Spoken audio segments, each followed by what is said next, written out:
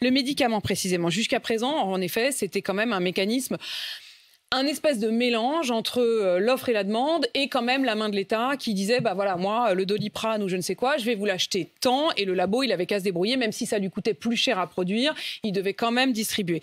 Il y a eu des pénuries. Face à ces pénuries, le gouvernement a convoqué les plus grands industriels de labos pharmaceutiques, notamment Sanofi. Il dit, écoutez, moi, je veux m'assurer que vous allez bien me livrer le bon nombre de médicaments et notamment les antibiotiques, parce qu'on ne peut pas se retrouver dans un pays où il n'y a pas d'amoxicilline. Et en échange, je vais vous acheter les boîtes plus chères. Est-ce que cet accord, il est bon pour vous? Non. Bah, si c'est la solution pour ne plus avoir de pénurie. Mais justement, ce n'est pas la solution. Là, juste, ils croient... Bah, vous n'allez pas leur mettre le pistolet sur la tempe en leur disant « produisez davantage ». Ils croient encore dans le marché. Le marché ne marche pas. Vous allez pouvoir augmenter... Mais ça coûte de l'argent de produire un médicament. Il faut bien quand même que... L'an dernier, Sanofi est tous les ans dans les 5 premières entreprises françaises qui reversent des dividendes à ses actionnaires. L'an dernier, c'était 4,5 milliards d'euros. Donc, je ne vais pas pleurer sur les gros labos. Mais il y a aussi des labos comme Biogarant qui ont accepté, par exemple, ça. Mais Biogarant, ce n'est pas un gros labo qui se gave, si? Je sais pas. En tout cas, quand on a un outil comme Sanofi, on doit dire à Sanofi, on veut ces productions-là. Regardez. Je ne comprends pas, on veut. C'est-à-dire qu'à un moment, François Ruffin, vous faites quoi? Vous vous mettez derrière chaque laborantin, vous lui mettez en effet le pistolet sur la tempe et vous lui dites tu produis. Vous savez, à l'intérieur, c'est l'inverse qui se produit. Vous savez, à l'intérieur d'une entreprise comme Sanofi, au contraire, ce sont des milliers de salariés, des milliers de chercheurs qui ont envie de répondre aux besoins du pays.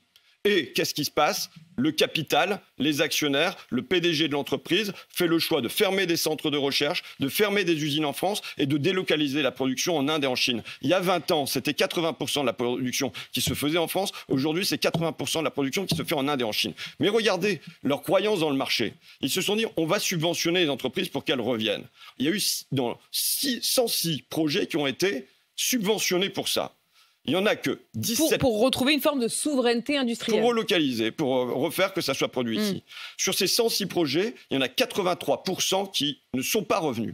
Il n'y en a que 1 sur 5, grosso modo, et encore j'exagère, que 17% qui sont véritablement revenus. Ça veut dire qu'il y a 83% de subventions qui ont été données pour rien. Ça me fait... Pour relocaliser, vous voulez dire ils ont pris les sous pour relocaliser, mais ils n'ont pas relocalisé. Mais ça n'a pas été relocalisé. C'est un rapport du Sénat qui dit dans 83% des cas, ça n'a pas été relocalisé. Donc, ça veut dire que la pensée par le marché, par juste, on va subventionner le privé pour qu'il revienne, ou alors on va relever le prix des médicaments et l'amoxicilline. Mais à la fin, j'ai envie de dire, c'est la même chose. C'est-à-dire qu'au final, regardez les États-Unis, comment ils ont fait pour ramener... et on joue dans cette cour-là. On joue quand même dans une cour mondiale, François Ruffin.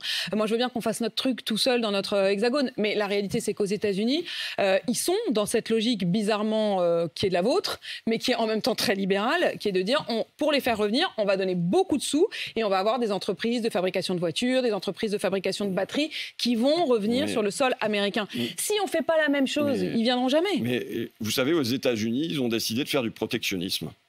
Ils ont décidé de protéger leur industrie. Ils ont décidé de dire que, en effet, les médicaments et un certain nombre d'autres productions devaient être faites sur le territoire national. C'est la même chose ici. Mais non, ici, où est-ce que vous voyez une protection?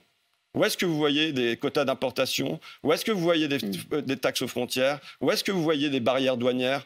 Qu'est-ce qui a fait que, depuis 20 ans, on n'a plus d'industrie dans notre pays? Parce que on s'est envers au grand vent de la mondialisation, comme le Mais est-ce que c'est pas en train de changer, ça? Comme le voulaient tous nos dirigeants.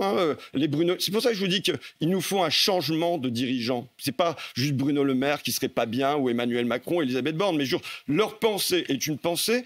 Il faut être dans le libre-échange. Et on va encore signer des nouveaux accords de libre-échange. Donc, dans les discours, il y a eu un changement, par exemple, sur la question du protectionnisme. Mais dans la réalité, aujourd'hui, il n'y a pas de véritable retour à la souveraineté. Enfin, j'en viens sur les subventions. Je vous arrête un instant. Parce qu'au moment où on se parle, Sanofi écoute.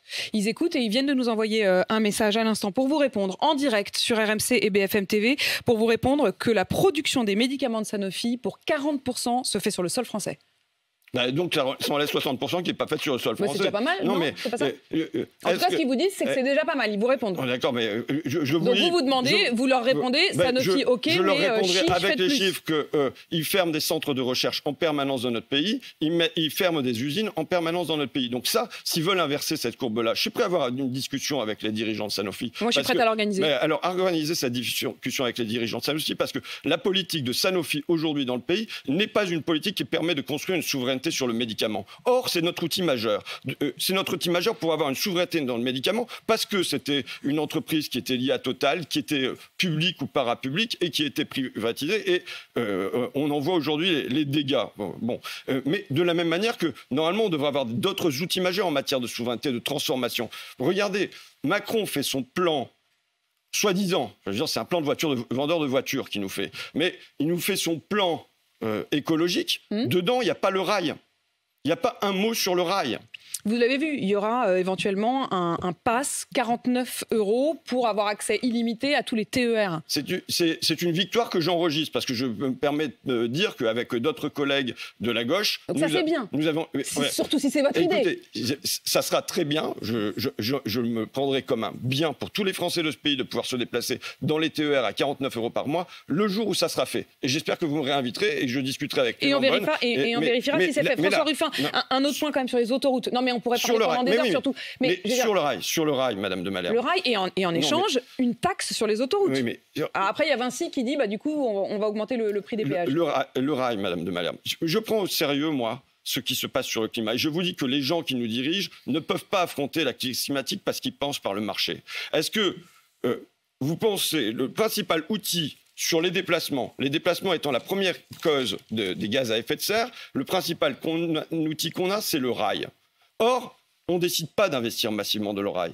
La SNCF, les régions demandent 10 milliards d'euros en plus dans le rail. On met 1 milliard d'euros. On est à 10 fois moins. On n'est pas à la hauteur sur ce qui devrait être au cœur de l'enjeu climatique. Ce n'est pas le marché qui va remettre des gares. C'est pas le marché qui va reconstruire des rails. C'est pas le marché qui va faire que les marchandises vont dans des trains. Ça sera une volonté politique. Moi, dans ma région, vous savez, j'ai 9 habitants sur 10 qui habitent à moins de 10 km d'une gare. C'est-à-dire que pour le gros des déplacements... Donc il suffirait de remettre des trains, quoi. Ça pourrait être un outil. Ça pourrait être un outil important. Mais ça ne va pas se faire tout seul. Et là, on voit qu'il n'y a pas de volonté d'investissement en la matière. Je recevais ce matin sur RMC une personne dont la parole est très rare, qui est le patron de l'ILEC. L'ILEC, c'est le représentant de tous ces gros groupes, de Coca, de Danone, de Bic, qui lui disait, OK, il y a eu des moments qui ont ponctuellement fait monter les prix, c'est la guerre en Ukraine, c'est le Covid, mais là, il y a désormais des facteurs structurels d'inflation, et il pensait notamment à la question du fait qu'il n'y a plus d'orange, parce qu'il y a eu des grands incendies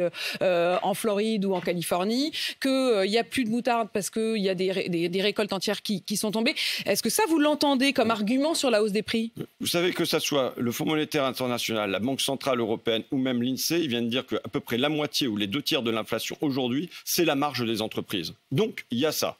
Il y a un facteur structurel, vous savez, il y a 2 ans déjà, vous m'avez reçu, c'était avant la guerre en Ukraine, je vous ai dit sur la baguette de pain, c'est pour des raisons structurelles qu'on a une hausse du prix de la baguette de pain, à la fois sur le papier, sur sur la farine. Et là encore, si je peux me permettre, c'était déjà Leclerc, en fait, parce que qui a lancé toute cette histoire de la baguette de pain, ou en tout cas, qui a lancé une réponse sur la guerre de la baguette de pain, c'était Leclerc qui avait lancé sa baguette à 29 centimes. Je viens vous dire que du coup, les outils qui sont marché, concurrence, croissance, mondialisation, avec ces totems, ne marchent plus. Et pourtant, nos dirigeants continuent de penser avec. Qu'est-ce qu'il faudrait faire? Il est évident là qu'il faut revenir à une régulation des prix. Il faut un blocage des marges. Donc vous, votre réponse à tout ça, c'est un blocage des prix? J'ai 3 réponses. D'accord? Première réponse, c'est un blocage des marges.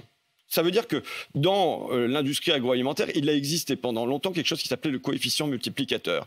Quand on achetait 1 litre de lait 30 centimes à l'agriculteur, on ne pouvait pas le multiplier par plus de 3 dans le supermarché. Final, Et donc, ça existait. Ce n'est pas l'Union soviétique, c'était la France. Mais vous êtes assez d'accord avec Emmanuel Macron. Il veut un accord sur les marges. Mais il veut, mais il est président de la République ou il n'est pas président de la République? Monsieur Bruno Le Maire, il est au ministère de l'économie ou il n'est pas au ministère de l'économie?